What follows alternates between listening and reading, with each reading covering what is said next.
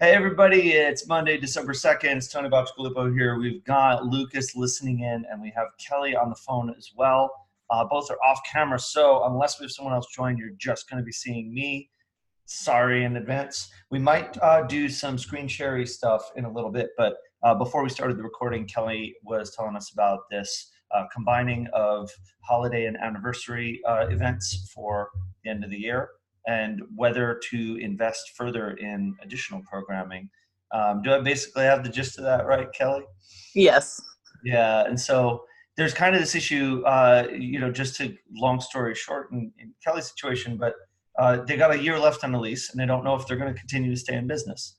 And so the question becomes, how much do you invest in growing a business when you don't know if the business is going to be around? And this is something that I dealt with early on early on, uh, late on in my co-working space when I knew that we were not going to continue in the form that we were in, but wasn't sure whether we were going to stay in business or not. And so we had this funny limbo situation where we had maybe a 6 or 7 month lead time when we first got the news that our landlord was going to essentially triple our rent, give or take. And and we said, okay, well, something drastic is going to change. And also, we, the people running it, are no longer interested in continuing to run it at the level we've been running it. So it was either going to drastically change in terms of model, or it was going to stop. And we had to deal with the fact that we were going to have to also stay in business during that time because we couldn't afford to lose money on rent.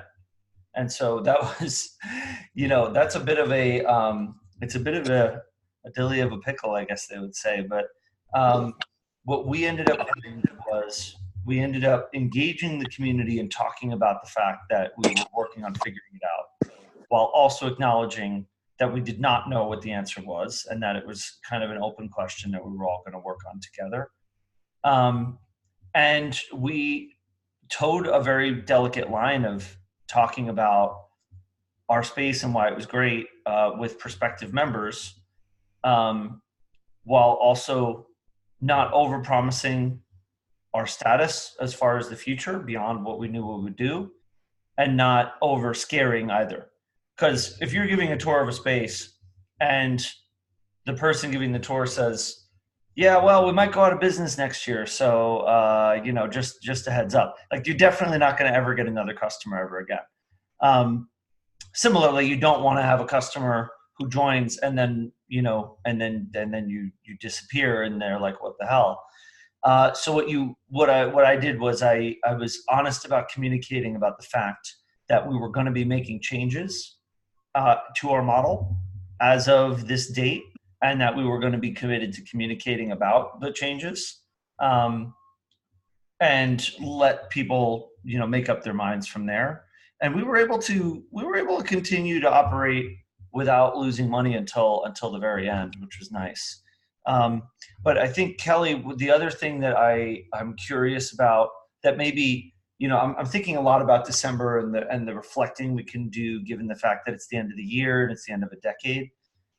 I think in my situation, I was ready to step away from leadership in the community. I was ready to leave New York. I was going to move away from the city. And so my role in the local community was shifting to the point where I knew I needed to find someone else to run it. And that was where my focus was. And for you, I know that you've got kind of a similar dynamic of trying to figure out what your role is as far as leadership in your community. And what I am wondering is if we could step back and look at the macro storyline of what it is that you're trying to do in the bigger picture.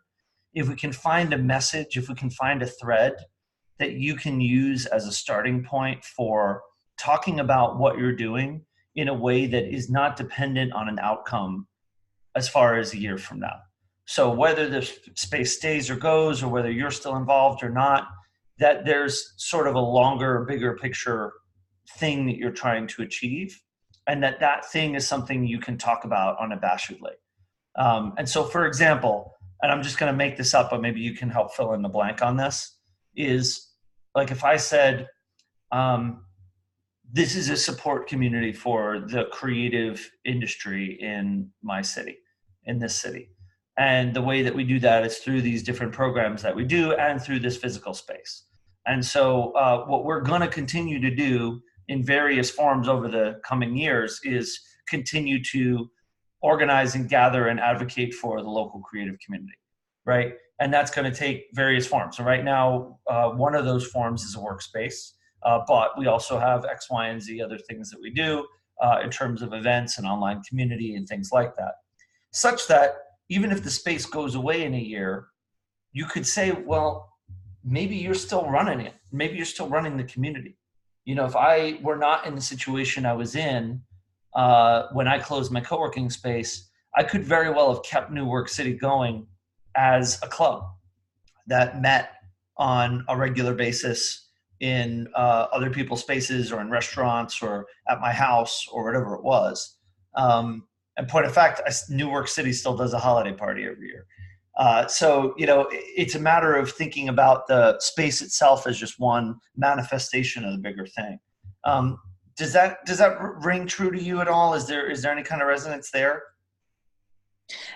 Yes, I understand what you're saying, and it does ring true. Although part of my dilemma is, I guess, is do I want to continue a role at all? So a little bit more closer to where you were. At least that is part of the question. If I do continue with a role, and then what would that look like? You know, if we don't have a physical space, I could envision something kind of like what you said, being a leader in that community of bringing people together and continuing to meet up in different ways, not necessarily having a physical space. But since I'm still sort of struggling with what role do I want to have, if at all, it makes it a little trickier. I mean, I think I do. It's just, what I really want is a physical space with partners, you know, who see eye to eye with me. Yeah, yeah. That might mean closing for a while and reopening a few years later or something, if I can find some other people to do it with.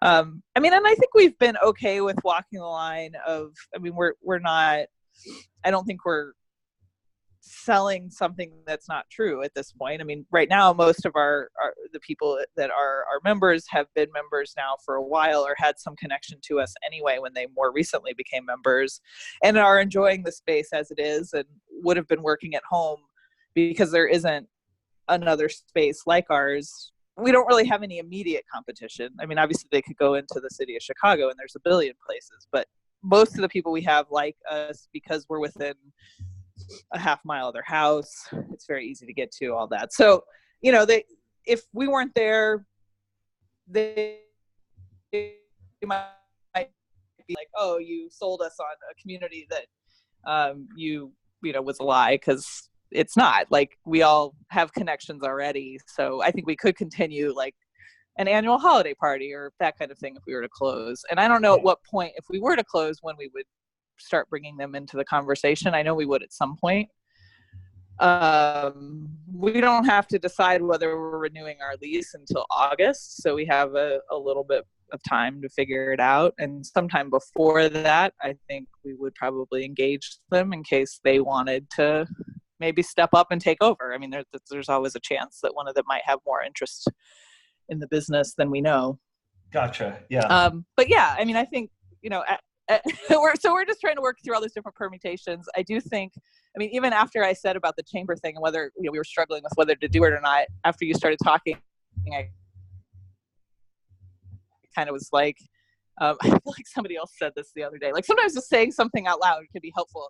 And I realized, like, you know, it's helpful to do it regardless if we're only in business for the rest of the year, because part of me being in this business was also to be more involved in my community. And it's a way to get to know more people in the community and expose them to some of these ideas, and, you know, who knows where that might lead. So yeah, and that's what I'm wondering is, you know, just to help you have a guiding kind of a North Star for making decisions like this, is if you can think outside of whether or not you have the space, then it just makes it easier to decide on, you know, where you want to invest your energy. Because if you know, hey, even if the space closes, I'm still going to be active in this community. I'm still going to be advocating for the causes I care about, or I'm still going to be community organizing, then you can look at it through that lens, right? Through the assumption that at the very least, you're still going to be a active part of this community.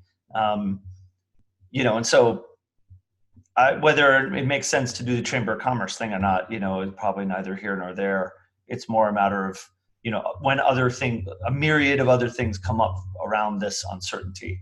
Can you say quickly what what your purpose was behind getting into building the space that you built? Yeah, um, it it was to have a community gathering space for people who otherwise work from home. I mean, we have a ton of people who work from home in Oak Park, and there was no place for them to go other than coffee shops. And I wanted to help foster a sense of community where people could come and interact with others and support each other and learn from each other, and have that that place where they could just go and connect. And I kind of saw it as filling a gap in our culture these days a bit, because we've lost that a bit as we've become so technologically advanced and everybody's just staring at a screen all day long. So it was a way to have a place people could go to have that face-to-face connection with each other. And why is that important enough to you that you were willing to go into this as a business? It was because I had a job where I went to an office every day, but just sat in my own personal office within the greater office and really didn't connect with people, and felt a great sense of loss over that. So I guess I was trying to provide it for myself and for others, figuring other people probably felt the same. Right. The reason I'm pushing on this is because well, first of all, I resonate completely, right? And my own motivations have been the same as far as getting into this world. And what I'm noticing is that there is this internal drive to cultivate a sense of belonging and community in your town, especially amongst people who share perhaps a difficult time feeling that, in the way that you felt as well, right? And Yeah. so I feel like that mission's going to march on no matter what for you. That's a desire you're going to have even if you're not a space owner anymore. And I feel like that's something that you can stand on unequivocally, regardless of your uncertainties of the space. Does that make sense? Yeah, that does make sense. Yeah. And I think, my original vision for the space when I considered going it alone, was also a more female-centric environment, where we also were supporting of mothers with young children, because I saw a big deficit in that area of women who are trying to work maybe from home or whatever have you. So that is still something I feel passionate about. It didn't turn into that for this particular space because of the partnerships that I created, and because I didn't want to go it alone, and I still don't want to go it alone. Because it's a lot of work, as everybody here knows. So yeah, I think you're right that it will continue to be something that I care about, and something that I'll take action on in ways in which I can going forward.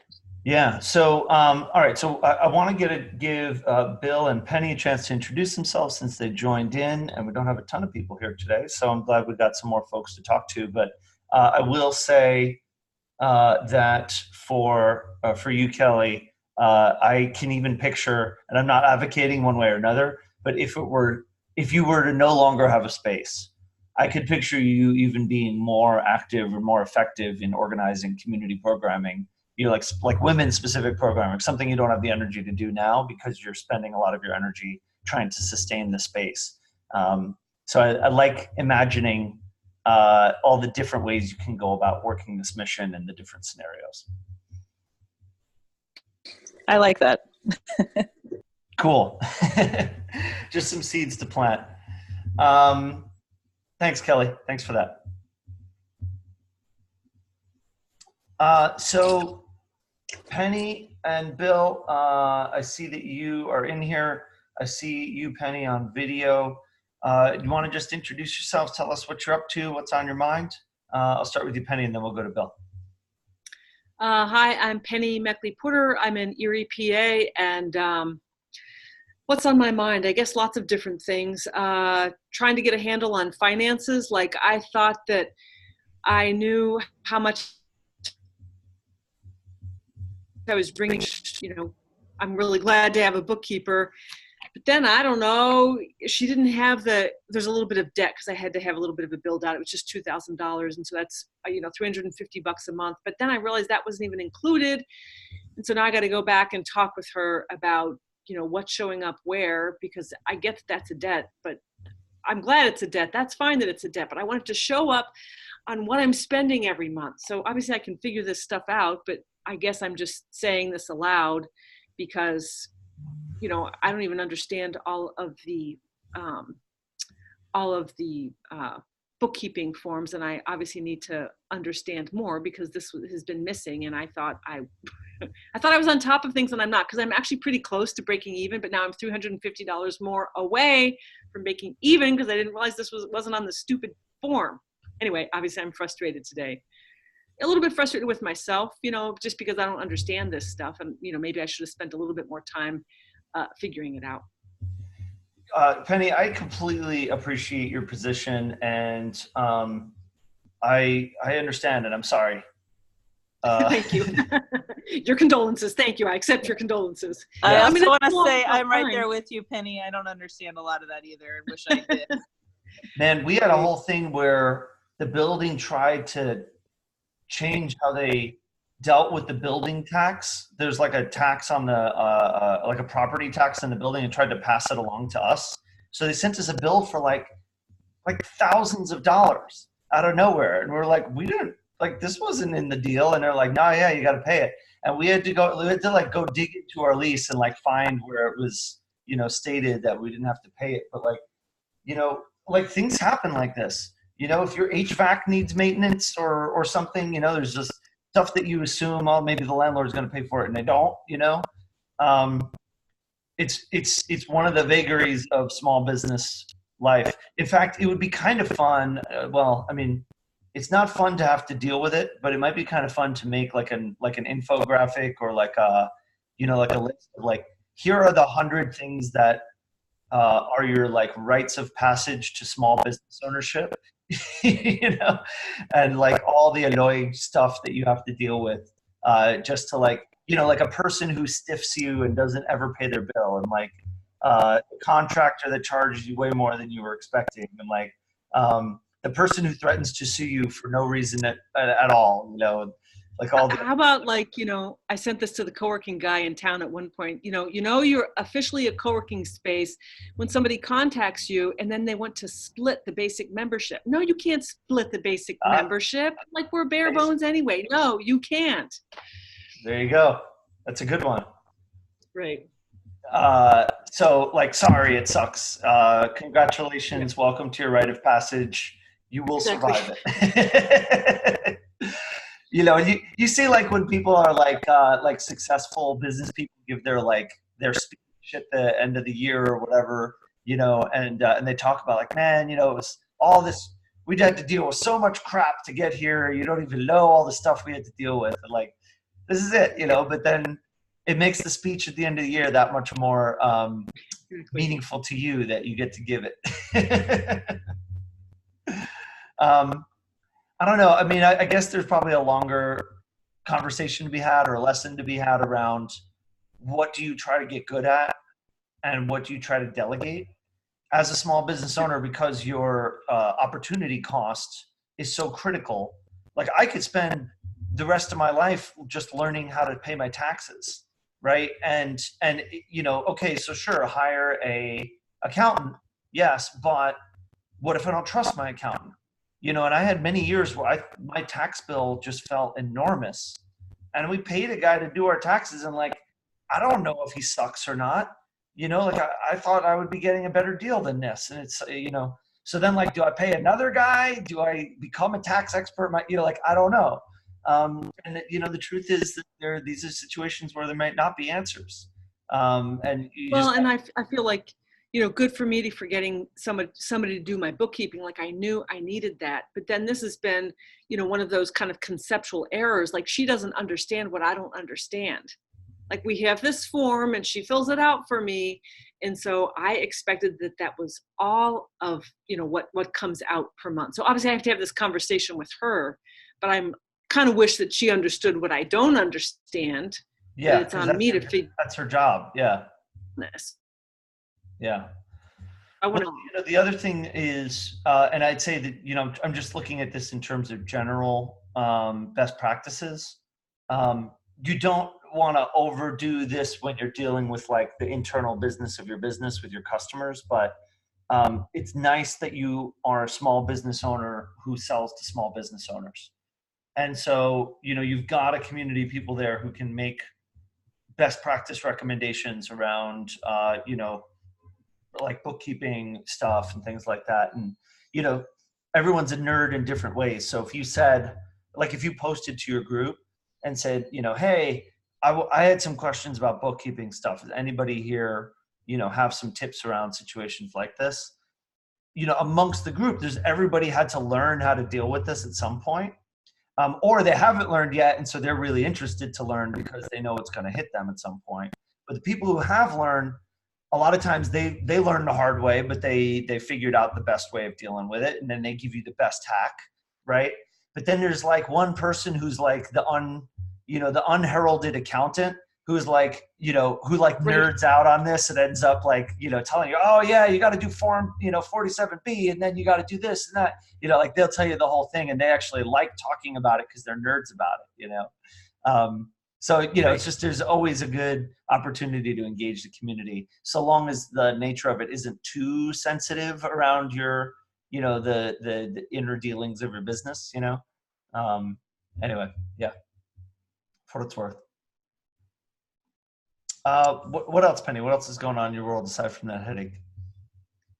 I don't know. I mean, I've got two people who kind of want to become members. It was really cool because last week, so my daughter does the website for me and she does a good job and she just figures things out. And so I don't know, a month and a half or 2 months ago, we came up with an application, like a member application, hoping at some point somebody would, actually use it. And somebody did last week. We got this email from this person. We had some good questions on there too. Like who knew? Because I'd completely forgotten about it. But so now we're putting a procedure in place because, we are therapists here. And so we don't really want to we want to be welcoming, but also if there's perhaps a therapist that has a bunch of red flags that come along with them, that we'd like to actually figure that out before we have them become part of the community. And I understand that often in co-working spaces, the community is pretty self-selecting, which I think is a good thing. But so now I've got two people who are interested in becoming members, but we're also at a point where we're coming up with like a process to vet people, at least a minimal amount of vetting, not a whole big amount. And so we're kind of stuck in between because formalizing the process. And then of course me, because I want to have more people come on because I want more money, but then also being aware that it is good to vet people, at least have some basic vetting in place. Yeah, great.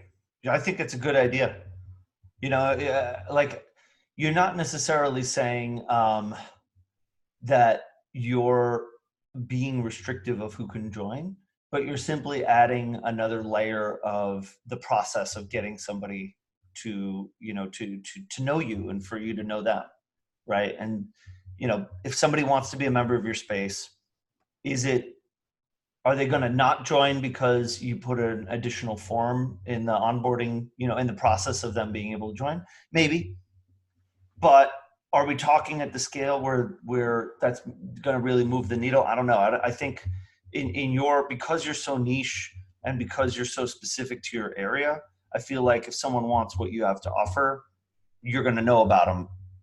Right. They're not just going to move on to the co-working space for therapists down the street because you have a form, and point of fact, if they're that ready to like move on or if they have that little interest in it, then maybe we don't need them as much. Right.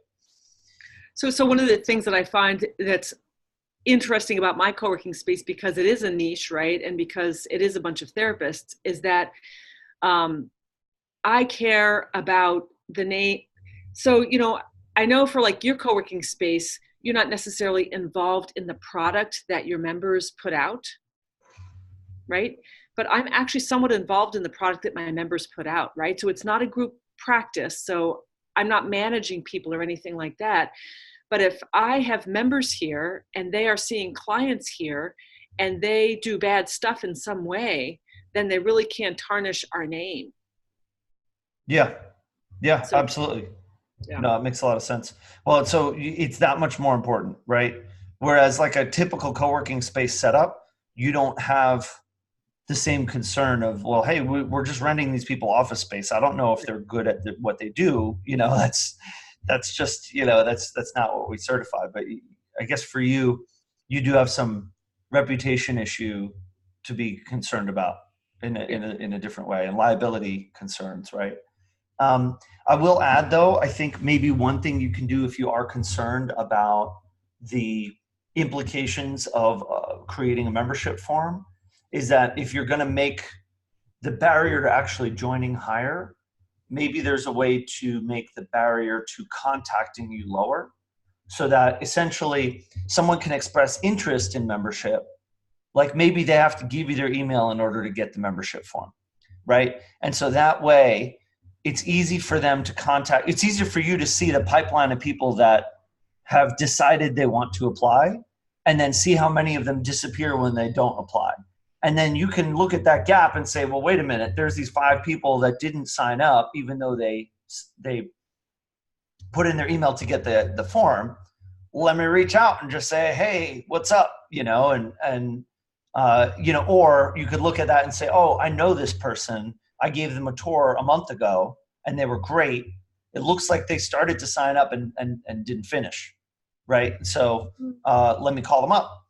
And so, in that way, you're kind of diffusing some of the downside of a membership application form. I don't know, maybe. No, that's interesting. That hadn't even occurred to me. I was just pleased to have a form on there. But yeah, no, I see what you're saying, to capture people's email address, in touch with them about, maybe what the barrier is. Yeah. I mean, it's all, I don't know how important it is for you to like optimize your pipeline or whatever, but it's just another way to play with it. Okay. Yeah. Sounds good. Cool. Thanks, Penny. We haven't heard from Bill yet. Bill, how are things going in your world? Hey guys, how you doing? So good. Just still my space is kind of just finalized the lease actually today. Got everything back, and now it's now let the fun begin. We have to do the build out, and we talked about that last week. Just getting all that lined up, going to the town over all the zoning and use issues and construction department. So it's a lot of exciting things. Our space is kind of unique because we're going to start working out. It's a warehouse / with office space. So we're going to start working out of the office hopefully in the next 2 weeks. So, but yeah, just a lot of things to get together as far as like membership applications, membership contracts, for the the short term. So there are things that could definitely use some help with because this is all new to me. And what have you guys done to get different contracts as far as like your leases are concerned to your sublet for your tenants? So we've got some paperwork in the toolkit. So definitely check that out. We've got a membership agreement and a couple of other things. I don't think I have a proper sublease agreement, but I'm sure you can dig that up on your own. So there's plenty of boilerplates out there for sure, and you could search the co-working forum. There's other people who've discussed this as well. That's forum.coworking.org. I'll put the link in the chat. But check the toolkit first because I have a bunch of resources in there. Thank you. How are you planning to engage people during this process? I know we talked about it a little bit on our one-on-one call, but do you have any thought, like today you signed the lease, like, or you finalized the lease? Cool. Like how how are you celebrating that with people who should be excited for you? Or how could you? I think, sharing things on social media, we have a pretty big database of our real estate clients. So just sharing with them, hey, big news coming soon. And just start, kind of pumping that up and just getting interest. I mean, I've been speaking to people for the last month or so about the space, just telling them, hey, we're looking to move our office. We're doing a co-working space. Do you know anyone who could be interested? Just trying to get a buzz. I've invited some different vendors that we work with over to come take a look at the space. So that way, the more people coming in and out and just to see the vision and share the vision to see if they know anyone who would, just to be top of mind. But I guess it would definitely be, a point to just kind of celebrate the things that we're doing. Once we get some renderings back from the architect, I think that's a step further where we can start even pushing it a little bit harder. But it's just putting together a realistic time frame for, our fit out's going to be pretty extensive. We have a decent sized space, so it's just, dealing with the red tape and seeing how long that's going to take us. I mean, hopefully it takes 2 to 3 months to get everything set up, but in the meantime, getting enough space where we can work out of. So that way, if we can use the office space and just kind of show the industrial space to people and just say, kind of like a coming soon. So that way we can maybe get some deposits from people. And, but yeah, it's just a matter, I guess, putting together a timeline for us. And I still have to get furniture vendors because, I have 9,000 square feet to furnish. And I guess that's working with the architect and just seeing how our layout's going to be, how many desks we can fit. And, so it's going to be a lot going on in the next couple weeks. So William, I guess you go by Bill, don't you, Bill? Yeah. Are you thinking of like kind of putting furniture in the whole thing and then, opening it up to people, or like somehow is there any way for you to like furnish some part of it? Because, furnishing the whole thing, it just gives you so much money you've got to spend ahead of time. And if you just furnish kind of part of it somehow, then you don't have to spend quite so much money before you're bringing money in. Yeah.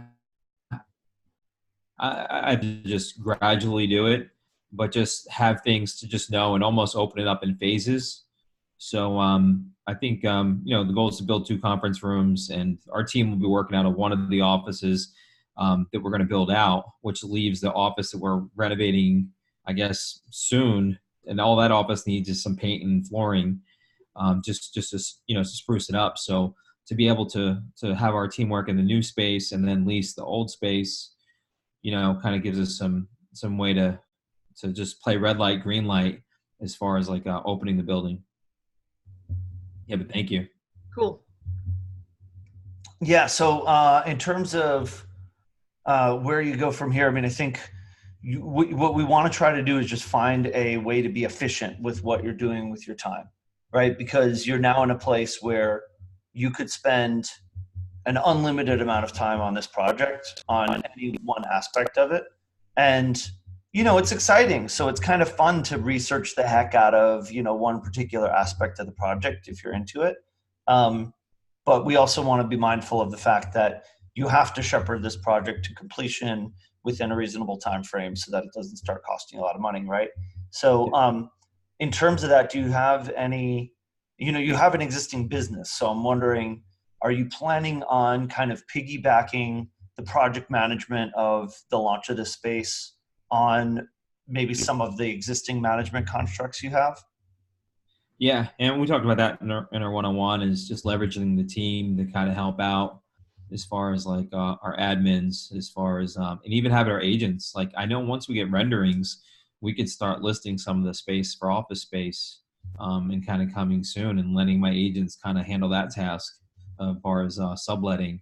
But as far as a construction management, I mean, it's tough to really delegate that because it's something that you kind of want to keep your hand on because, I don't want to just show up and it's like if you're building your own house and, you're like, yeah, this is what I want. And you show up and it's like, well, wait a second, that's not what we talked about.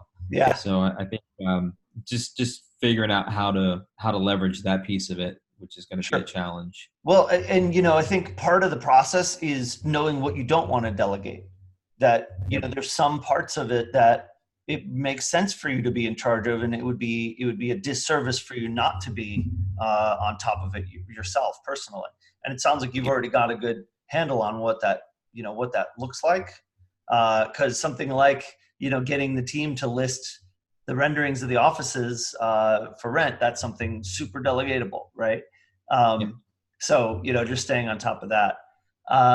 And then I guess the only thing I'm wondering then about is the stuff that's new to you that you haven't done before, like around kind of the building of community of people who will end up being your customers and that kind of thing, and how that's gonna, like you said, you were gonna push to social media and to your kind of existing newsletter of people. How do you guys handle social media now? That's pretty much, we don't have a marketing person currently, so all of our agents individually kind of do their own social media. So when we have our team meetings, it's something that we could just, I could create some templates and hand them out to the team and say, guys, let's start talking about this. I guess with the challenge too is that, like, so I do have a broker. I'm not the broker. I'm just an agent. And so our broker has to approve certain things. But the reality is with the space is the two really don't have much to do with each other. Like, I own my real estate business, but I also own the space, or I'm leasing the space. Like, that's a separate entity. So it just, I guess I really haven't told my broker like what my plans are, and the sub office, which we already have approval through the parent company, but it's just going in there. So I guess it's trying to figure out, before we start unleashing all these social media posts, I guess to sit down with my broker and just let her know, like, hey, this is what we're thinking, and this is where we're looking to go with it. But I think having the team be on the same page with it, because they've all seen the space, and they kind of see the vision for it, so they kind of all bought in. So just having them continue to kind of build some momentum. Yeah. What kind of approval process does the broker have? Like, what do they need to be able to say yes or no to? I guess the space itself. It'd just be like if I'm renting a sub office, as long as it meets like certain state requirements. I guess within our franchise, Keller Williams, like, I'm not the franchisee. It should be like a business within a business. So we've already had the rights to open up our own office, but we have to get approval on where, and I guess the exact location. So Gotcha. it's yeah, there's a little bit more red tape than normal, than just because we're going to be operating our business out of it, then that I'd have to go through than just opening up a co-work space and just working it. Right. Okay. Fair enough. And you know what, actually, what I want to call out is the first link I sent in my email today, which was around Rec Philly. And it's a really neat case study. So, I don't think your space is going to have quite the same approach in terms of its engagement. But if you just kind of scroll through their social media feeds, it's hard not to get inspired, and you might find some good bits of information around like things that they're doing, things that they share about, or ways that they go about engaging people that you could pass it along to other people at some point, but at least for now you can kind of take some inspiration from it, see if there's anything useful for you. Yeah, thank you. I think all the resources so far have been great, as far as like we talked about the vendors and getting a vendor program together, like what your value proposition is to get sponsorship for the building. And I have some meetings set up next week with a couple vendors, so to just go over the opportunity. Mm-hmm. And then so getting those I guess resources lined up before we open would be huge, because if we have 6 or 7 vendors lined up, I mean, that makes opening up a lot easier. Yeah, so for all the resources. Yeah, and we've talked about how the value of forging relationships with local business owners, local service providers, all that. So that's actually like among the things that I try to like tell people, like, spend less time on a lot of things. Spending more time on cultivating relationships is definitely always a win, because one good lunch with the local brewery owner can get you 5-10 years of free beer at all your events, and cross promotion, right? And maybe like favors, because like a brewery owner is a good example, right? Where, and again, like maybe you don't meet the brewery owner right away, but like you get like, you go hang out at the brewery, you meet the manager, you tell them, hey, I'm opening a business. We might be buying a lot of beer. I'd like to know what you guys do. You like find like the person who's in a position of influence in that group.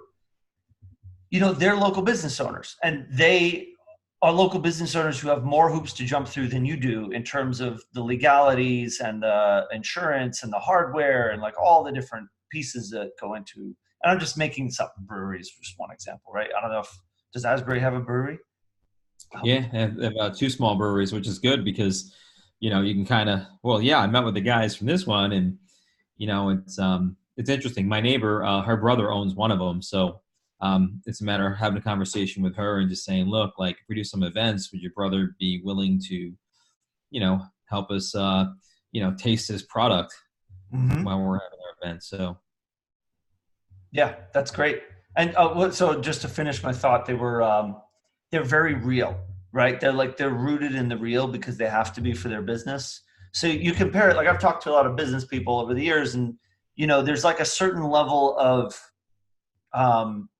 exuberance that you see in, for example, like a tech startup founder, where they might be very excited and very passionate about the thing that they're building, but because it's so abstract, because it's code, because it's virtual, especially if you're dealing with venture capital funding, like there's not as much connection to the realness of a brick and mortar space and the customers that are in it and the craft of producing the thing. And just for example, right, like a brewery person, or even like a roaster, like a coffee roaster person, has to know the craft, has to deal with the physical hardware, has to deal with the people. And so I think it's more akin to what it's like building a co-working space, because so much of it comes down to the physical environment and the people that occupy it and all of that thing. So they, I think, understand our world maybe a little bit better than like standard business people do, even though I would think like, oh, we're a building full of business people. Obviously, like internet business people would understand a space that's, basically providing services for internet business people. But I found that I tend to have nicer conversations with more like down to earth, old school brick and mortar. Like, and actually it's something I've thought about a fair bit, is that co-working is actually a pretty old school concept when we think about what it is, despite the fact that it's only been possible the last 15 years with laptops and Wi-Fi. Once you remove that technological requirement from the equation, it's actually a pretty low tech thing. And because at the end of the day, it's a face-to-face brick and mortar relationship oriented business, like a brewery or like a small shop, even like a bookstore would be. And so I don't know. I just find that I get a lot of fruit out of talking with those kinds of business owners, and they, I feel like, have tips to offer you that are more valuable to you. So like they're going to know the contractor in town that's not going to rip you off, and they're going to know, the bank owner who is great with helping you get financing you would otherwise have trouble getting, right? Or like they might know the local SBA person that'll help you get a government loan. Like just like really practical, like real matters like that, which is why I advocate for over-indexing, and this is true post-launch too, over-indexing for relationship building with like local business owners and local leaders, because just, not every relationship bears fruit, but one relationship that does can save you like a lot of money and time and energy, finding the right person or not getting ripped off by that one guy that everyone got ripped off by once, all those different pieces to the puzzle. Does that make sense? Yeah. Sorry, I got on a rant there. I don't know. Sometimes I lose track of if I'm being helpful or not. No, definitely. I think, especially the smaller the town, I think it's um, a little easier to build those relationships. You know, in a big city, I think you can still build the relationships, but there's just a lot more to choose from. Where like, you know, where we're going to be Asbury Park, I mean, there's maybe like 8 restaurants, 2 breweries. So just getting connected with those different people and know who's like already like I brought our photographer in and he introduced me to the architect and who does a lot of business with the local businesses in town. So he knows a lot of the red tape that goes on in town. And then the photographer introduced me to a muralist who can paint our walls to kind of keep the culture of the town. So yeah, I think, and it's funny because the photographer was like, yeah, I sit at the coffee shop for 3 hours a day and work, and that's where I meet a lot of these different people. So, and it was kind of neat just seeing that because that's how you kind of build the culture of your space. If that's what want the space to be, a place where people can meet other people and build relationships, which kind of helps their businesses and personal growth.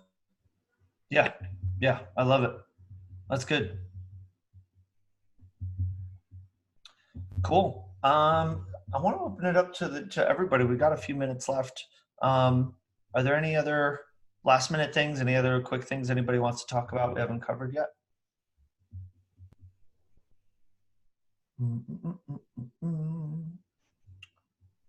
Cool. So what I will close with is just two quick things. One is that I'm a big fan of doing a year in review. I do it. I do a monthly review, but then I do an annual review. There's I don't think I've talked about it in this group recently, but there's this woman, Susanna Conway, that offers a free printable mega PDF book every year called Unravel Your Year. It's not out yet, but it will be out soon. And I'll mention it when it does come out. But I take some time to print it out and go through it. And it's just like serious reflection on 2019, like from every angle you can imagine. What you liked, what you didn't like, what, favorite moments, like everything.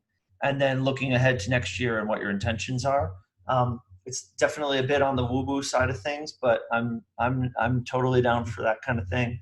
And I found that it's just been super useful to not just let myself end up riding the craziness of December through the holidays into the new year and then waking up January 1st, January 2nd and say like, okay, well, time to go check my inbox and see what I'm doing. Like, I think it's helpful to kind of approach the new year with intention. And I find it's better to start framing that before we hit like the holidays, just so I can start warming it up in my mind. So I'm going to be talking more about that in the coming days. What I don't know is how to handle the fact that it's the end of a decade. And I don't know why. I don't know if it's like an age thing that like decades are different as your age changes over time. Because like I feel like I can't tell like the pop culture like hallmarks of the different decades as well. Like, I don't really know how to distinguish the 2000s to 2010 from the 2010 to 2020 kind of range as well, but I feel like there's some valuable reflecting to be done there. Penny, were you going to say something? I thought it looked like you. How old were you in 2000, like when we changed the century? Yeah, I was 17. Oh, that's old enough to know about it, but that didn't really resonate with you then? Like, it didn't seem like a big thing? Like, this feels kind of bigger in some way? It did. No, it did at the time. That's what I'm saying is like the 90s to the 2000s was a big deal for me, but it probably also made a difference that like I was also like right at the turn of my own, like going to college and everything was changing for me. And I guess, 9/11 also made like such a big mark on that turn in 2001. So, everything was changing for me and for the world, previous to 2001. So I don't know, it just feels like more of a blur now, but I find it interesting. I feel like there's some value to be had there, just to think about where were we I'm assuming when Conway comes out with her new thing that she will have some stuff in there for like, what was life like for you 10 years ago? If 10 years ago you could write you a letter, what would they, like just kind of that kind of thought exercise I feel like could be useful. I think this is going to be really helpful, the Susanna Conway stuff. I think Yeah. I'll definitely look through it and maybe even write it all. I'm not sure I can get myself to go through the whole thing, but I'll go through purposefully and read all the questions, and I might go through and purposely even answer them all. honestly, just skimming it is useful. And, you know, if you like, I do the whole thing, but, you know, it takes hours and hours and hours. So you do what you can. But it's not out yet. So I'll let you know when it's out. Sounds good. Cool. And then I think I want to make a commitment. I have been working on a big project, and it's not there yet, but it's close enough that I want to be able to get your thoughts on it. So I want to commit to sharing an update on what I've been working on next week. So I want to do a test pitch on you. It's going to involve fighting the loneliness epidemic, helping people foster community programs and events all over the world. And I want to see how best to entice you to sign on to host these gatherings in your spaces. So more on that next week. Stay tuned. All right, cool. Awesome. Yeah. All right, guys. Thank you. It's been a pleasure. Thanks so much. Keep up the great work. I'll see you in a week. All right. Thank you. All right. Bye-bye. Bye.